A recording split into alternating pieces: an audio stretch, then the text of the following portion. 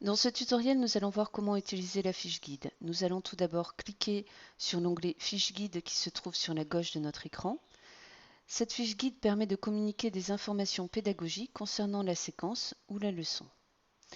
Nous voyons ici que nous sommes sur la fiche guide de la page de titre de notre document et nous pouvons entrer en mode édition en cliquant sur ce petit crayon qui va nous permettre d'entrer des informations concernant la séquence.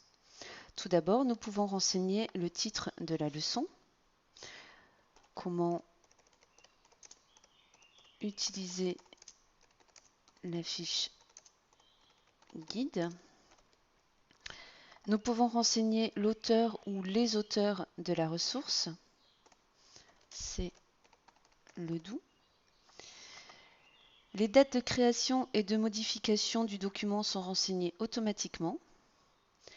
Nous pouvons renseigner les objectifs de la séance. En ce qui nous concerne, c'est prendre en main la fiche guide. Les métadonnées de la ressource, c'est-à-dire les mots-clés concernant la leçon ou la séquence. Donc toujours fiche guide, cadre pédagogique. Le niveau scolaire. Nous allons sélectionner formation continue professionnelle. La discipline. Formation générale. Le type de ressources. Nous sommes sur un parcours tutoriel. Et la licence, nous allons sélectionner Creative Commons, paternité, pas d'utilisation commerciale et partage à l'identique. Nous pouvons également y ajouter un fichier que nous trouverons sur notre disque dur.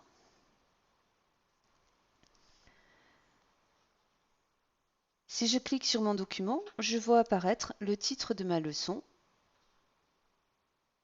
sur la première page de mon document. Je clique sur Page pour ajouter une nouvelle page et si je clique sur l'onglet Chemin de fer, je m'aperçois que ma page de titre est la première page de l'onglet Chemin de fer. Je retourne sur la fiche guide de la nouvelle page créée. Je suis ici sur la page 1 de mon document. La fiche guide change de présentation et se présentera ainsi pour toutes les autres pages du document. Nous retrouvons le titre de notre séquence, comment utiliser la fiche guide. Nous pouvons renseigner le titre de l'activité, par exemple activité 1, la fiche guide. Nous pouvons y ajouter un commentaire. Nous pouvons également y ajouter des consignes en cliquant sur Ajouter une action que l'enseignant devra réaliser, par exemple remplir la fiche guide.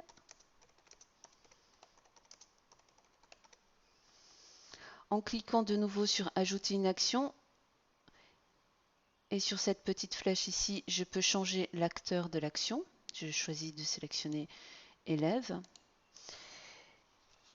Et la consigne pardon, sera prendre connaissance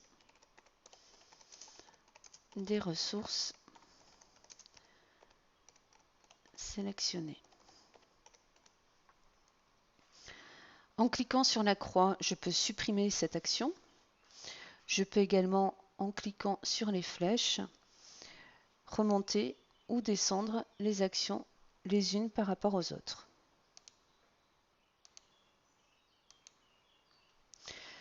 Je peux y ajouter un fichier. Je peux également y ajouter un lien web sélectionné à l'avance. Je clique sur mon document. Les consignes concernant l'enseignant sont en bleu, les consignes concernant l'élève sont en vert. Un dernier onglet est disponible sur l'onglet Fiche guide, c'est l'onglet Fiche ressources. Elle n'apparaît pas dans la fiche guide de la page de titre. En cliquant sur le petit crayon pour entrer en mode édition, il m'est possible d'ajouter un média, d'ajouter un fichier ou d'ajouter un lien web. Ce sont des ressources complémentaires présélectionnées auxquelles j'ai un accès direct pendant le cours. Par exemple, si je veux ajouter une image, Je clique sur Ajouter un média. Je sélectionne une image dans ma bibliothèque que je glisse et dépose dans l'espace réservé. Je nomme ma ressource, ce qui permet de retrouver cette ressource plus facilement quand il y en a plusieurs.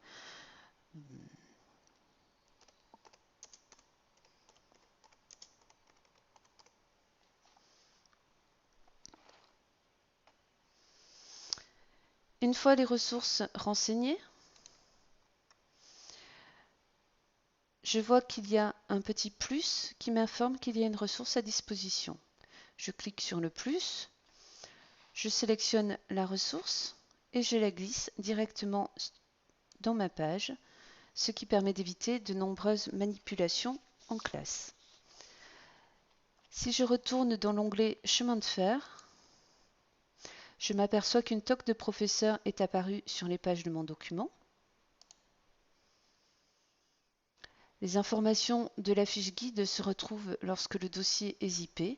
Si je souhaite partager ou si je souhaite mutualiser sur OpenSancore cette ressource, ces informations seront présentes.